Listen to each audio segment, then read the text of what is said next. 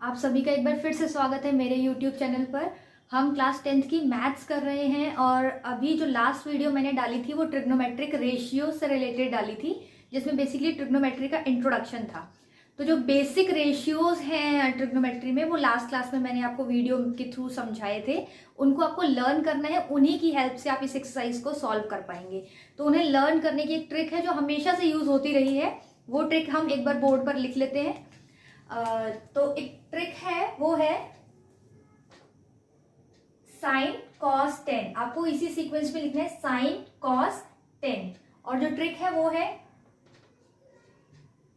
Pandit Badri Prasad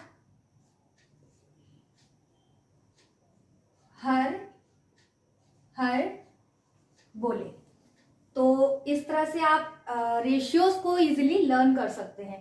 sign के लिए हमारे पास क्या आया इस फॉर्मूले से, P by H, that is perpendicular upon hypotenuse. और कॉस के लिए हमारे पास आया है B by H, which means base upon hypotenuse. And 10 के लिए आया है P by B, which means perpendicular upon base. ठीक है, तो इसका जो शॉर्ट है, जो ट्रिक है वो है P for Pandit, B for Badri और लास्ट P फॉर प्रसाद। तो पंडित बद्री प्रसाद, नीचे हमारा है HHB, विच मीन्स हर हर बोले। तो इस तरह से आप साइन कॉस 10 को याद कर सकते हैं।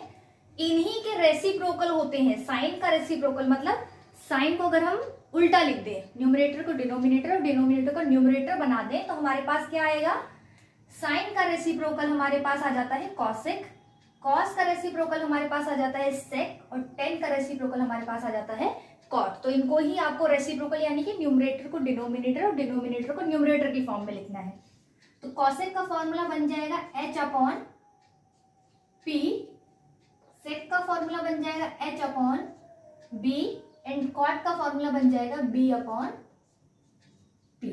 तो ये आपको याद रखना है, या ऐसे अगर आपको ये वाला फॉर्मूला याद हो गया और नेम्स जो ट्रिग्नोमेट्रिक रेशियोज हैं वो लर्न है, तो आप आसानी से 6 ट्रिग्नोमेट्रिक रेशियोज को कैलकुलेट कर सकते हैं। तो अब हम स्टार्ट कर रहे हैं अपनी एक्सरसाइज 8.1 और उसमें ये जो फॉर्मूले हैं ये यूज होंगे।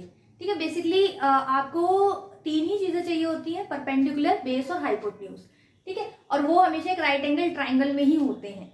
ठीक है, तो हमारा क्वेश्चन नंबर 1 पढ़ लेते हैं एक्सरसाइज 8.1 का। Question number 1 says in triangle ABC, ABC एक ट्राइंगल है, राइट एंगल एट B, जो कि राइट एंगल है B पर। ठीक है, AB is given as 24 centimetre. AB जो साइड है वो 24 सेंटीमीटर है, BC जो साइड है वो 7 सेंटीमीटर है। तो आपको बताना है साइन A क्या आएगा, कॉस A क्या आएगा। ठीक है, तो सबसे पहला काम जो आपको इसके लिए कर रहे हैं, सबसे पहले जब भी किसी फिगर की बात की होती है तो सबसे पहले हमें फिगर को ड्रॉ करना होता है। तो सबसे पहले हम एक ट्राइंगल फॉर्म करेंगे, राइट एंगल ट्राइंगल फॉर्म करेंगे, क्योंकि ट्रिग्नोमेट्रिक रेशियोज हमेशा राइट एंगल ट्राइंगल में लगते हैं। ठीक है, तो क्वेश्चन में हमें बताया गया कि ये राइट एंगल है B पर। राइट एंगल का मतलब होता है 90 डिग्री, तो B पर ये 90 डिग्री है। तो क्योंकि 90 डिग्री यहाँ है तो हम इसको B नाम देंगे। अब A आप इसे दें या इसे दें वो आपकी चॉइस है। मैं अपनी चॉइस से यहाँ पे A और यहाँ पे C लिख रही हूँ। तो ABC हमारा एक ट्राइंगल बन गया, राइट एंगल ट्राइंगल बन गया। ठीक है, अब गिवन क्या है, गिवन है AB is 24 centimetre, it means this side is 24 centimeter and BC is 7 centimeter, which means this side is 7 centimeter.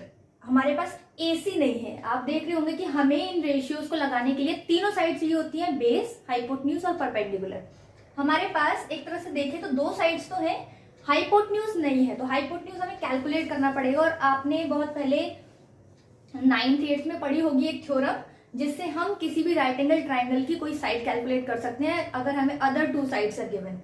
ठीक है, तो इसमें अगर मैं वो थ्योरम लगाऊं, उस थ्योरम का नाम है बाय पाइथागोरस थ्योरम।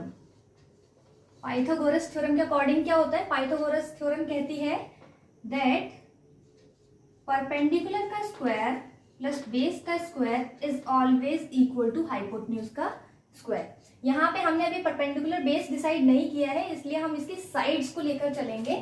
ठीक है, इसकी साइड्स को लेकर चलेंगे। राइट, तो तो इसकी साइड्स को अगर हम लेके चले तो हम क्या लिखेंगे, हम लिखेंगे AC का square, longest side it means hypotenuse, AC का square will be equal to AB का स्क्वायर प्लस BC का स्क्वायर। तो AC का स्क्वायर यहाँ से हम कैलकुलेट कर लेते हैं। तो AC का स्क्वायर हमारे पास आया AB का स्क्वायर विच मीन्स 24 का स्क्वायर प्लस 7 का स्क्वायर। तो AC का स्क्वायर यहाँ से हमारे पास आया, जो 24 है उसका स्क्वायर जो है वो होता है 576 और 7 का स्क्वायर होता है 49। ठीक है, तो यहाँ से आप AC स्क्वायर कैलकुलेट करेंगे। तो AC स्क्वायर आपके पास आएगा 625। ठीक है, तो यहाँ से AC हमारे पास आया 25, क्योंकि 625 जो है वो 25 का स्क्वायर होता है। तो AC की वैल्यू हमारे पास आ गई 25। इट मीन्स हमारे पास अब ये साइड भी है, हमने इसे कैलकुलेट कर दिया है और ये हमारे पास 25 सेंटीमीटर आई है, 25 सेंटीमीटर। तो हमारे पास AB की 24 सेंटीमीटर वैल्यू है, BC की 7 सेंटीमीटर वैल्यू है और AC की 25 सेंटीमीटर वैल्यू आई है। अब अगर हम A के अकॉर्डिंग देखें, एंगल A के अकॉर्डिंग, फोर एंगल A के अकॉर्डिंग हम देखें तो हमारा बेस बनेगा, AB, हमारा परपेंडिकुलर बनेगा BC एंड हमारा हाइपोटेन्यूज बनेगा AC। और इन तीनों की ही वैल्यू हमारे पास है। तो यहां से हम sine A cos A calculate कर सकते हैं। तो सबसे पहले साइन A कैलकुलेट करते हैं। साइन A की वैल्यू क्या होगी, P बाय H, और हमारा P क्या है, BC कितना दिया हुआ है, H क्या है हमारा, H है हमारा AC। ठीक है, और BC की वैल्यू हमें कितनी है, 7 सेंटीमीटर गिवन है, और AC की वैल्यू हमने कैलकुलेट की है जो कि आई है 25 सेंटीमीटर। ठीक है, तो यहां से हमारे पास सेंटीमीटर कैंसिल हो जाएंगे, तो हमारे पास साइन A आएगा 7/25। ठीक है, इसी तरह से हम क्या करेंगे, इसी तरह से हम cos A कैलकुलेट करेंगे। तो cos A क्या होगा, cos A हमारे पास है B/H। B जो है हमारा वो क्या है, AB। ठीक है, और H जो है वो हमारा क्या है, AC। AB की वैल्यू कितनी है, कितनी गिवन है हमें, 24। ठीक है, और AC की वैल्यू हमें गिवन है 25। इस तरह से हमारा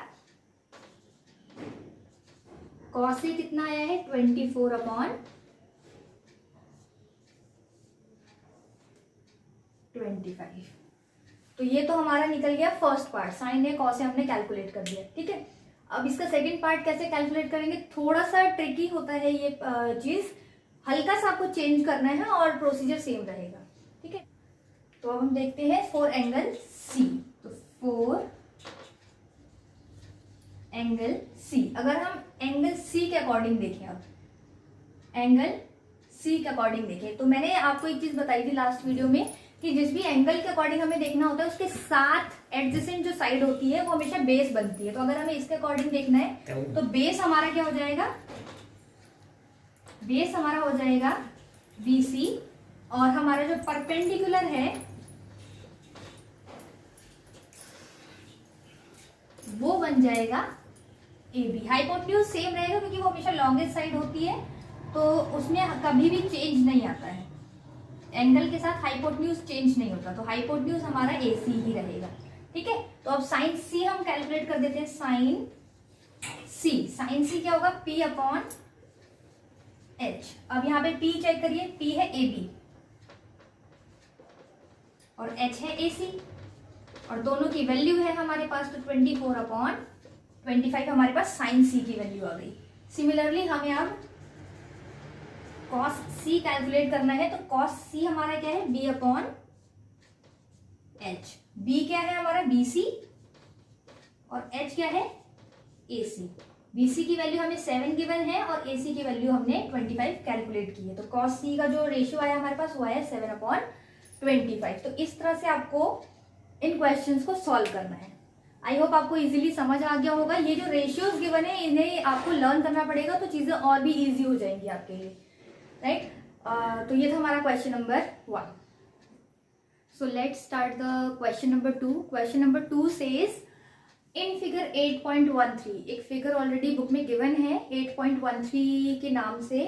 आपको उस फिगर को देखना है और आपको फाइंड करना है 10p minus cot r, 10p minus cot r, ठीक है। सब्ट्रैक्शन है बेसिकली दो ट्रिग्नोमेट्रिक रेशियोज का, पर किसी को सब्ट्रैक्ट करने के लिए उसकी वैल्यू होनी चाहिए, राइट। तो सबसे पहले हम 10p कैलकुलेट करेंगे, कॉट r कैलकुलेट करेंगे, जैसे क्वेश्चन नंबर 1 में हमने रेशियो निकाले। सिमिलर मेथड से हम ये रेशियोज कैलकुलेट करेंगे, फिर जो वैल्यूज आएंगे उनको सब्ट्रैक्ट कर देंगे, राइट। फिगर ये रही आपके सामने। फिगर में हमारे पास 2 साइड्स गिवन है और थर्ड मिसिंग है। और लास्ट वीडियो में भी मैंने लास्ट क्वेश्चन में भी मैंने आपको बताया था कि 2 रेशियोज अगर गिवन हो तो थर्ड रेशियो कैलकुलेट किया जा सकता है बाय पाइथागोरस थ्योरम, राइट। क्योंकि ट्राइंगल राइट एंगल है तो हम पाइथागोरस थ्योरम अप्लाई कर सकते हैं। तो इसकी सबसे पहले हम शुरुआत करते हैं पाइथागोरस थ्योरम से, राइट। तो गिवन है हमें PQ is equals to 12 centimetre, PR is equals to 13 centimetre and QR जो है वो मिसिंग है। QR साइड जो है वो मिसिंग है। तो हम लगाते हैं पाइथागोरस थ्योरम। बाय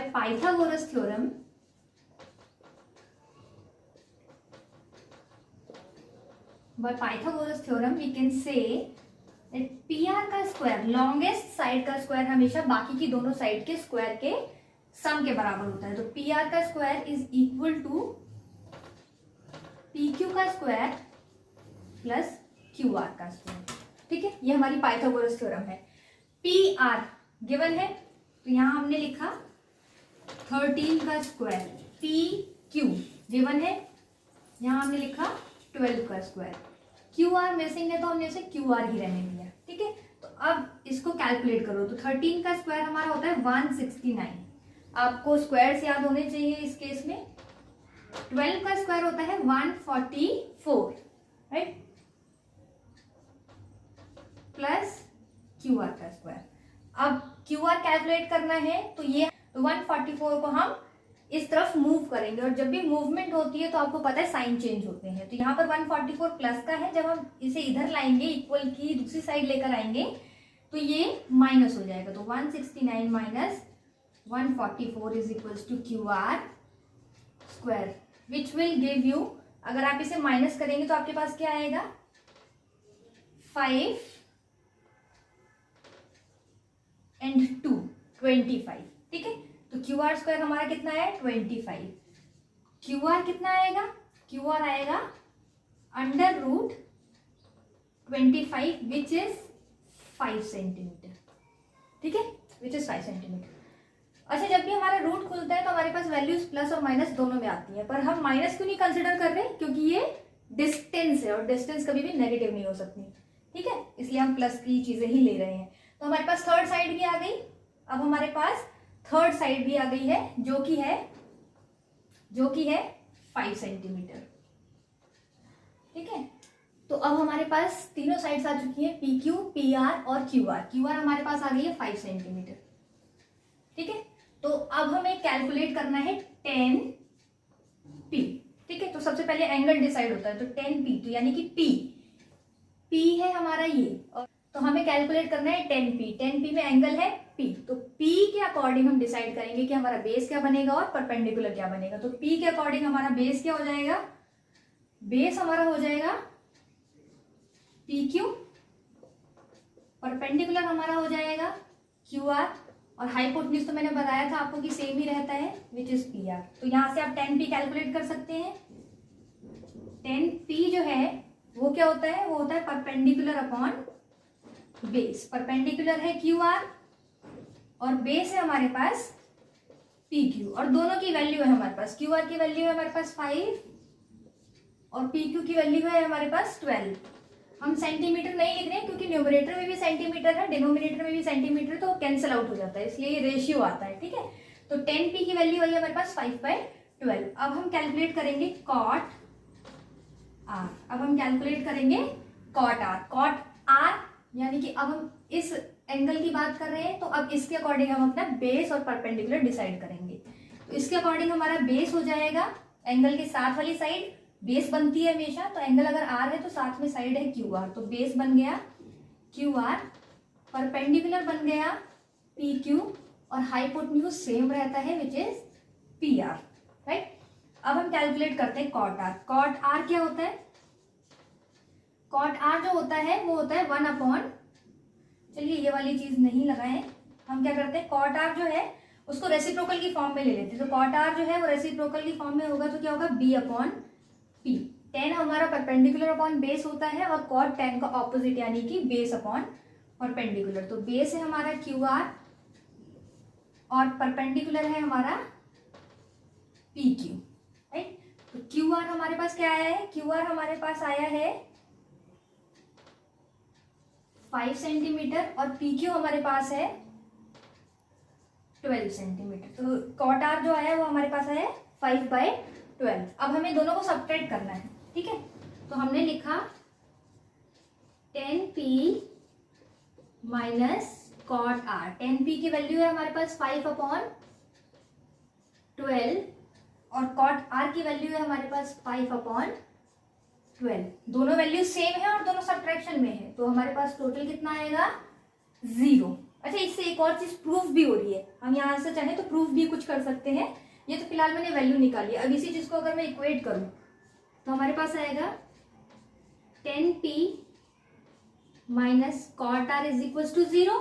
तो आप कह सकते हैं कि यहां से हम निकाल रहे हैं 10p is equal to cot R. इस ट्राइंगल में हमारा जो 10p है वो कॉट आर के इक्वल है। हो सकता है 1 मार्क में क्वेश्चन ऐसे डायरेक्ट पूछ ले कि प्रूफ करो कि 10p is equal to cot R, right. तो ऐसा कुछ नहीं है, 0 जैसे ही आ गया वैसे ही आप उसको दूसरी तरफ शिफ्ट करेंगे वो इक्वल हो जाएगा, ठीक है। घबराने की कोई बात नहीं है। तो ये था हमारा क्वेश्चन नंबर 2। आई होप आपको समझ आ गया होगा। So let's move to question number 3. Question number 3 says if sin A is equals to 3/4, then calculate cos A and tan A, right? और ये क्वेश्चन नंबर 3 है हमारा कि sin A 3/4 गिवन है, तो आपको cos A कैलकुलेट करना है और tan A कैलकुलेट करना है। जो क्वेश्चन नंबर 4 है वो बिल्कुल सेम है जैसे ये है, बस उसमें आपको जो वो नंबर ट्रिग्नोमेट्री रेशियो के साथ दिया हुआ है यानी कि कॉट के साथ दिया हुआ है उसे शिफ्ट कर देना है दूसरी साइड, ठीक है। तो वो भी एक तरह से आपको आपके पास इस फॉर्म में आ जाएगा और फिर मेथड वही लगेगा जो इस क्वेश्चन को सॉल्व करने के लिए हम लगाएंगे, राइट। गिवन है हमें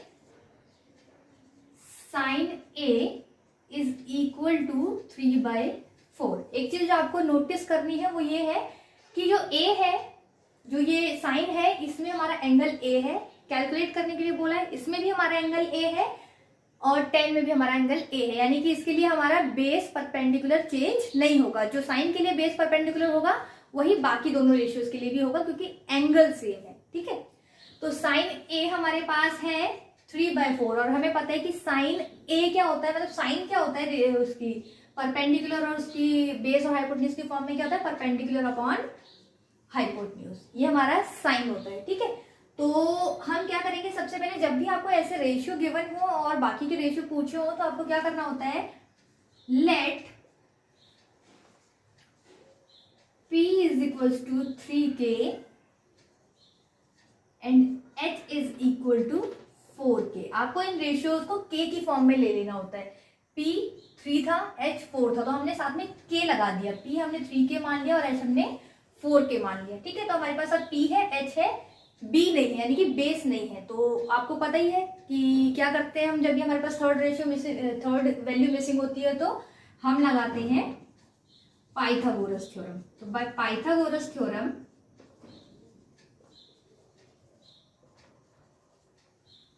क्या होती है पाइथागोरस थ्योरम? पाइथागोरस थ्योरम अगर हम लगाएं तो दिस विल बी h का square is equal to p का स्क्वायर प्लस b का स्क्वायर, राइट। h क्या है हमारे पास? h है हमारे पास 4k, p है हमारे पास 3k, तो हम इनका स्क्वायर लेंगे, ठीक है, और b का स्क्वायर, और b हमारा मिसिंग था तो हम b कैलकुलेट कर रहे हैं बेसिकली। तो यहाँ से हमारा 4 का स्क्वायर निकला 16 और k का स्क्वायर क्या हो जाएगा k स्क्वायर, 3 का स्क्वायर हो गया 9 और k का स्क्वायर हो गया k square plus b square. b square calculate करना है तो 9 को हम इधर शिफ्ट करेंगे तो ये हो जाएगा 16 k square minus 9 k square is equals to b square. 16 में से 9 गए कितना आया